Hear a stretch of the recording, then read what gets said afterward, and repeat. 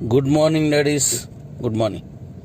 నేను ఉదయం పెట్టిన మెసేజ్లకి విని ఉంటారు. అలాగే ఈవేళ ఒక మెసేజ్ వచ్చింది.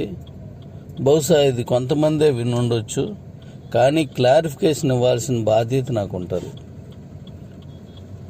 వాయిస్ అంటే అది మామూలు వాయిస్లకి అయితే ఇవ్వవసరం లేదు, ఒకదానికి ఇవ్వాలి.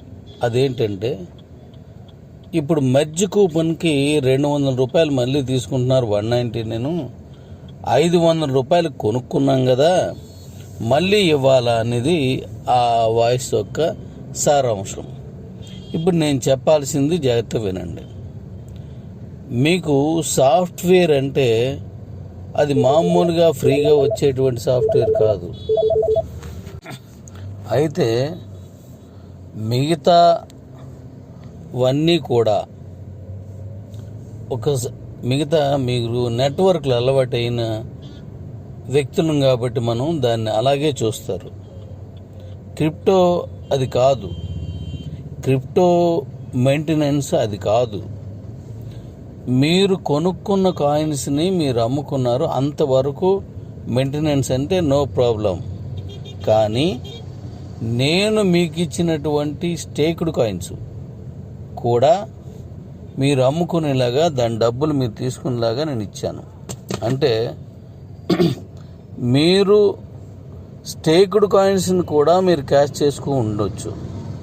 దాని మెయింటెనెన్స్ నాకు ఎంత ఖర్చు అవుతుంది, మీరు అమ్మినప్పుడు, కొన్నప్పుడు, విత్డ్రా చేసినప్పుడు, మీరు రోజు ఎన్నిసార్లు చూస్తున్నారు, ఇదంతా ఒక బ్యాంక్ మెయింటెనెన్స్ మించి ఉంటుంది. బ్యాంక్ వాళ్ళు కూడా ఒక స్టేట్మెంట్ని 6 నెలలకి, సంవత్సరానికి ఇస్తారు. అది అకౌంట్ బేస్డ్.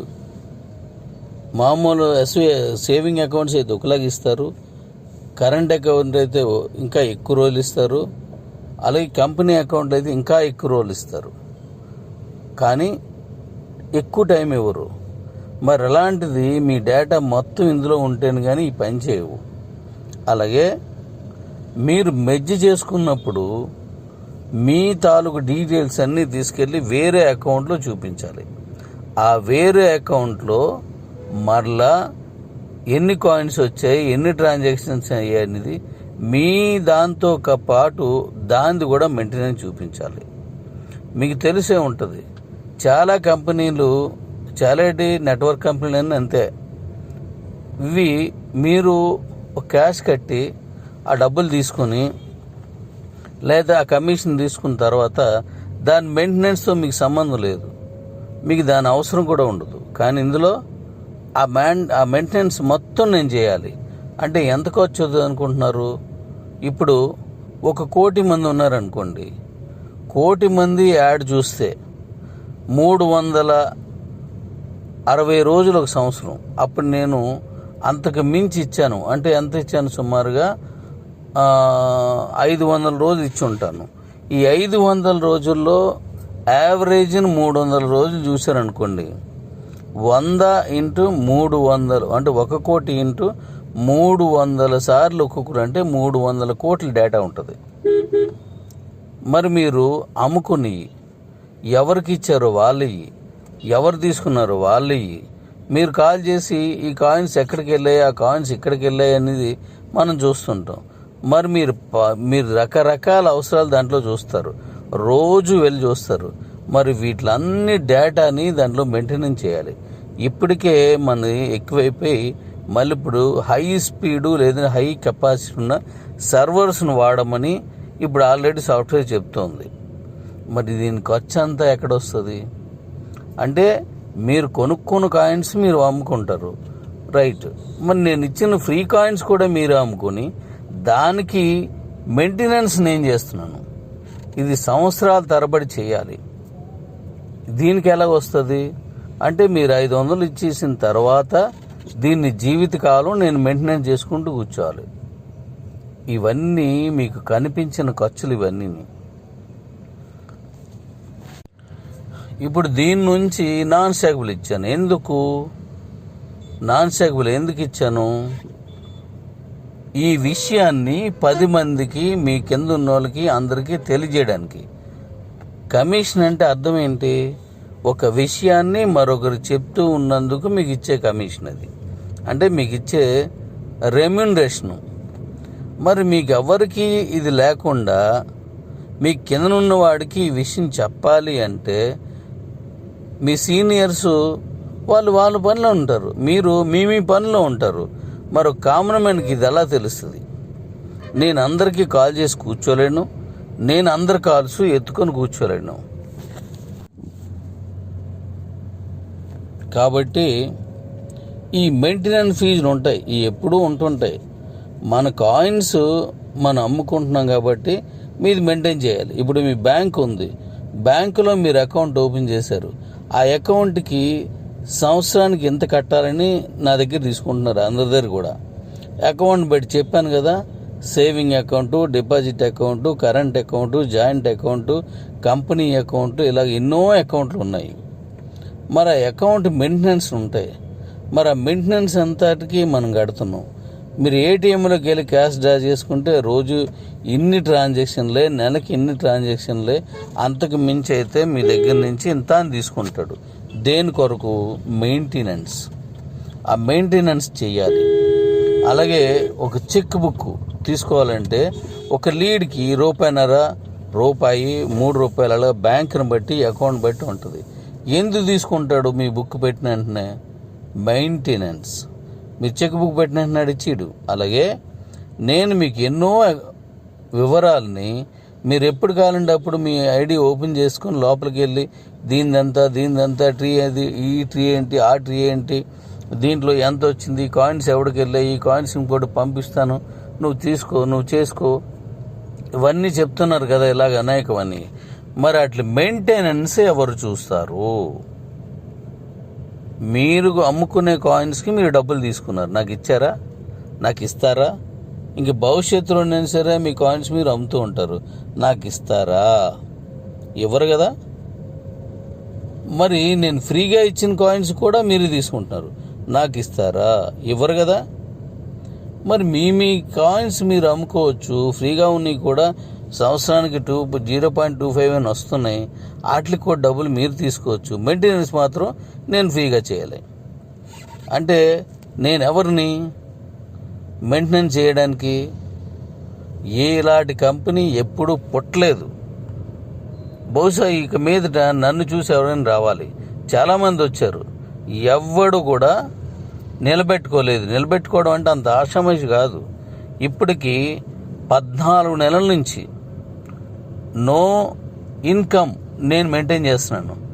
ఒక సర్వర్కి ఇప్పుడు మనకున్నటువంటి వ్యక్తులకి కోట్లాది ట్రాన్సాక్షన్ జరుగుతాయి. మరి ఇదంతా మెయింటెనెన్స్కి చాలా హెవీ ఖర్చు అవుతుంది, కోట్లలో ఖర్చు అవుతుంది. ఎవరు ఇస్తున్నారు? మీ కాయిన్స్ మీరు అమ్మేసుకొని మీరు తీసుకుంటారు. నేను 500 రూపాయలకి అమ్ముకున్న కాయిన్స్కి మాత్రం మీకు ఇలా చెప్పాలి. నేను మీ దగ్గర పని చేస్తున్నానా? మీరు నాకు జీతం ఇస్తున్నారా? పని చేస్తున్నాను, ఓకే. మీరు నాకు జీతం ఇస్తున్నారా?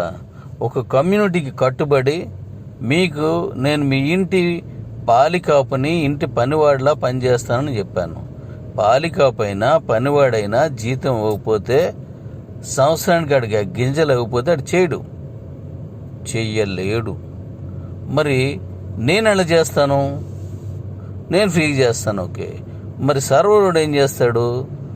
మీకు మెసేజ్లు రావాలి. ఇప్పుడు ఓటీపీలు వస్తున్నాయి మీకు, ఆ ఓటీపీలకి ఎవరు డబ్బులు ఇస్తారు? అలా ఎన్నో వస్తుంటాయి, వాటన్నింటికి ఎవరు ఇస్తారు డబ్బులు?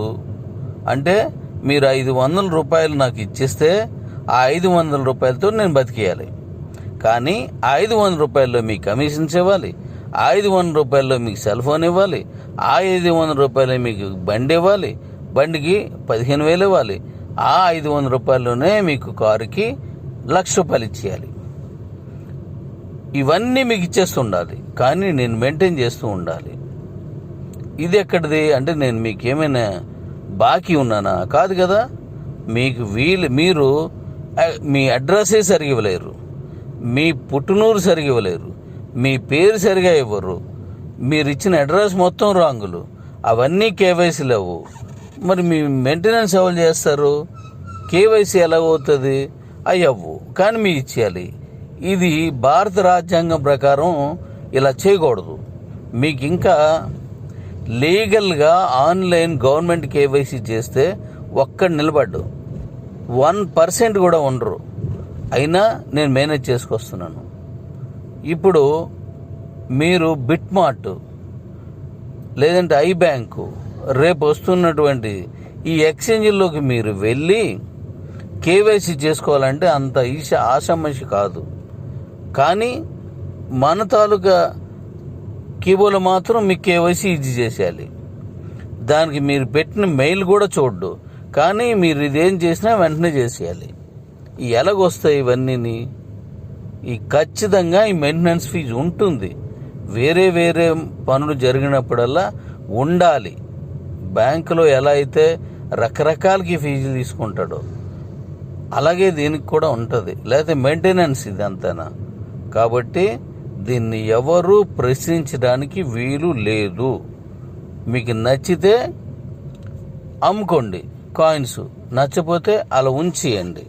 అలాగే మీరిచ్చిన అడ్రస్లు కరెక్ట్గా లేకపోయినా మీరు కొనుక్కున్నారు కదా అని చెప్పేసి ఎవరికి పడితే వాళ్ళకి పంపించడానికి అవ్వదు. మళ్ళీ రేపొద్దున్న నన్ను ఎవడన్నా వచ్చి అడిగితే నేను అక్కడ సమాధానం చెప్పాలి. ఎందుకంటే నేను మీ ఇంటి పని మనిషిని కదా, నాకు సమాధానం కావాలి. ఎవరిస్తారు ఇక్కడ? ఆ రికార్డు కరెక్ట్గా ఉండాలి. మీరేదో ఓ చిన్న అమౌంట్ ఇచ్చాను కదా అని చెప్పేసి మీరు చేస్తారు. మీకు ఇష్టం ఉంటే మీరు ఇచ్చిన కరెక్ట్గా అడ్రస్ ఉంటే కేవైసీ చేసుకోండి, నో ప్రాబ్లం.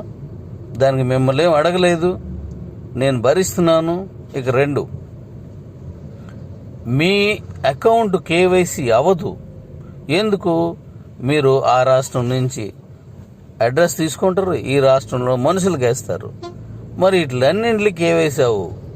మరి దాన్ని మీరు చేయాలంటే అది అవ్వదు. అప్పుడు దాన్ని మీరు అమ్ముకోవడానికి ఇచ్చాను. మీరు ఒకే ఫోన్ నెంబర్ మీద 1-2 చేసుకోండి, తర్వాత మళ్ళీ దాని ఫోన్ నెంబర్ మార్చుకోండి అని నేను చెప్తే అడ్రస్ ఎవరు సరిగా ఇవ్వరు, ఇంటి పేరు సరిగా ఇవ్వరు, మనిషి పేరు సరిగా ఇవ్వలేదు, వీధి పేరు సరిగా ఇవ్వరు, రాష్ట్రం పేరు సరిగా లేదు. ఈ రాష్ట్రంలో మనిషి, వేరే రాష్ట్రంలోనూ అడ్రస్, ఇంకో రాష్ట్రంలోనూ వీధి ఇచ్చారు. ఇవన్నింటికి మీకు రెగ్యులర్ చేసేయాలి. ఆలోచించి మాట్లాడండి. ఆలోచించకుండా అనాలోచితంగా ఏదో ఒకటి మీకు గ్రూప్ ఉంది కదా అని గ్రూప్లో పెట్టికండి. ఇది మీకు నచ్చితే కేవైసీ చేసుకొని ఇచ్చేసుకోండి, లేదు మీరు ఆ అకౌంట్ అమ్మేసుకోండి. మీరు డబ్బులు వచ్చాయా మీరు అవతల వాళ్ళకి ఇవ్వండి. మీకు ఈ నాన్ సాకబుల్ వాటి ఇవన్నీ వచ్చాయా మీరు అకౌంట్ని ఇంకోటి మెర్జ్ చేసుకోండి, లేదా మీరు ఎవరికైనా అమ్మేసి తీసుకోండి. అంతేగాని అనవసరంగా గ్రూప్ ఉందని కదా ఏది పడితే అది పెట్టొద్దు. సీరియస్గా చెప్తున్నాను, అలా పెట్టకూడదు. నేను ఇంటర్నేషనల్ ఎక్స్చేంజ్లు 3 ఓపెన్ చేశాను, ఇప్పుడు 4వది ఇస్తున్నాను. సో నేను ఇచ్చిన మాట ప్రకారం ఇది ఇంటర్నేషనల్ ఎక్స్చేంజ్ అయింది. కానీ మీరు దానికి ఎంత రేట్ వస్తుంది అనేది మీ ఇష్టం. అది అయితే మీరు అనొచ్చు ఈ కాయిన్ రేటు అలా పెరుక్కుంటూ వెళ్ళింది, మళ్ళీ ఒకసారి 500 నుంచి తక్కువకు వచ్చింది కదా అని. That is crypto. లక్షల రూపాయలు విలువ చేసే బిట్ కాయిన్ కిందకు వచ్చింది, 1000 రూపాయలకి ఖరీదు చేసేవి ఇంకా కిందకు వచ్చేస్తూ ఉంటాయి, మళ్ళీ పెరుగుతూ ఉంటాయి. 13 నుంచి 83 లక్షలకి వెళ్ళింది, 83 నుంచి 60కి వచ్చింది, 60 నుంచి ఇంకా తగ్గుద్దేమో లేకపోతే పెరుగుద్దేమో మన చేతిలో ఉండదు. కాబట్టి క్రిప్టో అంటేనే అది క్రిప్టో కాదు, మీ ఇష్టం. భూనైనా ఈరోజు రేట్ రేపు ఉండదు, ఈరోజు డిమాండ్ రేపు ఉండదు. ఆ పక్కన ఏదో వాసన వచ్చే ఫ్యాక్టరీ వస్తే మొత్తం భవనాలన్నీ పడిపోతాయి, ఆ పక్కన ఇంకో సాఫ్ట్వేర్ కంపెనీ వస్తే భూములన్నీ పెరిగిపోతాయి. ఇది అంతే. ఎక్కడో యుద్ధం వస్తే ఇక్కడ షేర్ మార్కెట్ పడిపోద్ది, మరి ఎక్కడో యుద్ధం వస్తే ఇక్కడ బిట్ కాయిన్ రేట్ పడిపోద్ది. మరి ఇది ప్రకృతికి సంబంధించి, ప్రజా జీవితానికి సంబంధించి, ప్రభుత్వ విధానాలకు సంబంధించి దీని రేట్లు అప్ డౌన్ అవుతూ ఉంటాయి. దాన్ని మనం అర్థం చేసుకొని ముందుకెళ్ళాలి, లేకపోతే ఆగిపోవాలి. కాబట్టి దీని మీద ఎవరు మాట్లాడొద్దు. మీరేం చేసుకుంటున్నారో అది చేసుకోండి. మీకు అది ఇష్టం లేదు, అమ్మేసుకోండి. నేను ఈ నాత్ వాళ్ళు వాళ్ళు చాలామంది ఉన్నారు, వాళ్ళందరూ కొనుక్కుంటారు. మీరు తక్కువ రేటుకి ఇచ్చేసుకుంటారంటే దానికి ఉంది. లేదు మీ దగ్గర ఉన్న 4-5 అకౌంట్లు కలిసి ఉన్నాయి, అప్పుడు ఎక్కువ అడుగుతారు మీరు.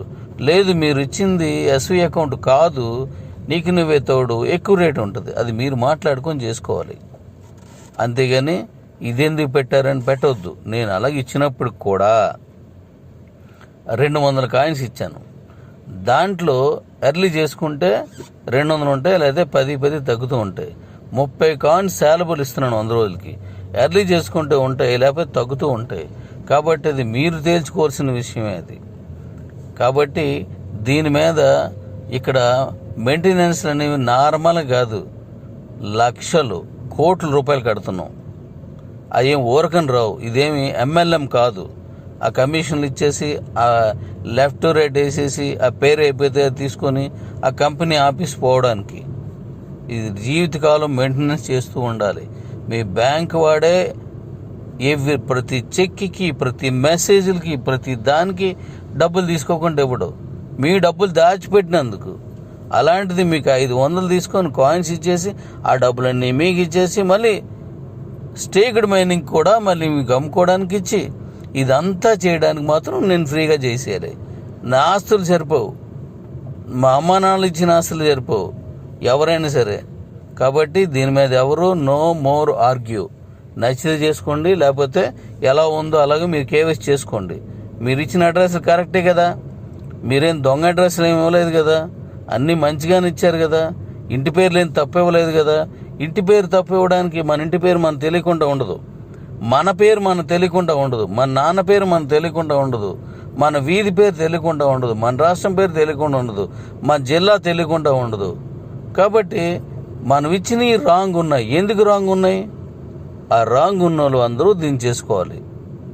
ఈవెన్ ఆధార్ కార్డులో తప్పు పడితేనే దానికి మళ్ళీ డబ్బులు కట్టించి మళ్ళీ దాన్ని కరెక్ట్ చేసుకుంటుంటాం. అలా బ్యాంకులో ఏదైనా తేడా వస్తే కట్టుకుంటుంటాం. అలాంటిది దీని మీద ఇంత రాత్రి పగలనకుండా నాకు శరీరం సహకరించకపోయినా, మానసికంగా శ్రమలున్నా, కుటుంబాన్ని ఎంత టైము తీసుకోకుండా కంప్లీట్గా ఈ కంపెనీ కోసమే పనిచేస్తూ ఉంటే ఇదెందుకు అదెందుకు ఏంటి 500 రూపాయలు అక్కడ నాకు ఇచ్చేసి దాన్ని ఎందుకు అని అడుగుతారా? ఆ 500 రూపాయలకి మళ్ళీ కమిషన్ తీసుకుంటారు. మీ అకౌంట్లో ఉన్నాయి, చెక్ చేసుకోండి.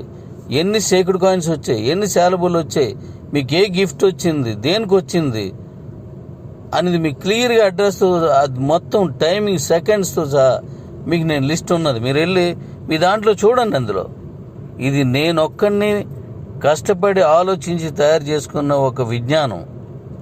అది ఎవడు చేసింది కాదు, ప్రపంచంలో ఎక్కడా లేదు, నేను చేసుకుంది ఇదంతా. కాబట్టి దానికి ఆ మెయింటెనెన్స్లు ఉంటాయి, ఎవరు చేయలేని చేశాను. మీకు ఇప్పుడు కాయిన్స్ ఉన్నాయి, అవి రేపు అమ్ముతున్నారు, తీసుకోండి. అవి నీకు అకౌంట్ నీకు ఇష్టం లేదు, అమ్మేసుకోండి. మీకు అవకాశం ఇచ్చాను కదా, అమ్మేసుకోండి. అదే రేటుకి అమ్ముతారు, అమ్ముకోండి. అంతేగాని తప్పుగా దయించి ఎవరు మాట్లాడకండి. దీని మీద ఇది చాలా హార్డ్ వర్క్ ఇదంతా. అలాగే నేను చెప్పేది అర్థమైందనే అనుకుంటున్నాను. అర్థం కాకపోతే మళ్ళీ వినండి.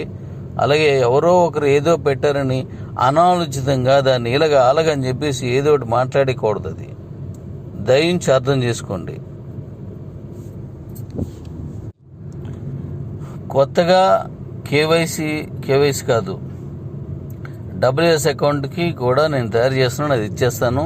అలాగే దీనికి వీడియోలు కూడా మీరు ఎవరైనా తెలిసిన ఉంటే చేసుకొని మీ గ్రూప్లోనూ లేదా మీ యూట్యూబ్లో పెట్టండి. నేను చేయించి కూడా పెడతాను. నాకు అసలు ఖాళీ ఉండట్లేదు, మిగతా పనుల మీద వెళ్తున్నాను. అలాగే BV హార్ట్ చెప్పాను కదా, అది దీనికోసం చేసింది కాదు, దీని మీద పని చేసింది కాదు. అది ఎవరు చేయలేనిది నేను చేసుకున్నాను. దాన్ని కూడా దీనికే ఎందుకు కనెక్ట్ చేశాను తెలుసా? మీ అందరికీ డబ్బులు వస్తాయని. అంతేగాని నేను చేసింది మీకు ఇవ్వాల్సిన అవసరం లేదు ఇక్కడ. అది ఈరోజు కాదు, పోనీ ఎవరైనా చేసిదా డబ్బులు ఖర్చు పెట్టండి, కోట్లాది రూపాయలు ఖర్చు పెట్టండి, ఎవడైనా ఇస్తాడేమో. ఈవెందో సైంటిస్టులు కూడా అర్థం కాలేని విషయాలు అవి. అలాంటి చేసి దీన్ని కనెక్ట్ చేశాను అంటే అర్థం ఏంటి? ఇప్పుడు 2 లక్షల రూపాయల బైక్ ఉంది, దాంట్లో 20,000 రూపాయలు క్రిప్టో తీసుకుంటున్నాం. అది నా లాభాన్ని వదులుకుంటున్నాను. ఎందుకు వదిలేయాలి? ఇది కుటుంబం కాబట్టి, నా కుటుంబం అని నేను నమ్మాను కాబట్టి దానికి నేను ఖర్చు పెడుతున్నాను. అంతేగాని ఇవ్వాల్సిన అవసరం లేదు. అయినా నేను ఇస్తాను. ఎందుకంటే నా ఫ్యామిలీ, నా కొడుకు పేరు పెట్టుకున్నటువంటి కాయిన్ అది, ఈ కుటుంబం ఇది, దానికోసం చేస్తున్నాను. అలాగే మీకు ఇంకా చాలా విషయాలు నేను మళ్ళీ తెలియజేస్తాను. దయ ఉంచి ఎవరైతే మాట చెప్పారో వాళ్ళు కూడా అర్థం చేసుకొని అది గ్రూప్లోంచి తీసేయండి.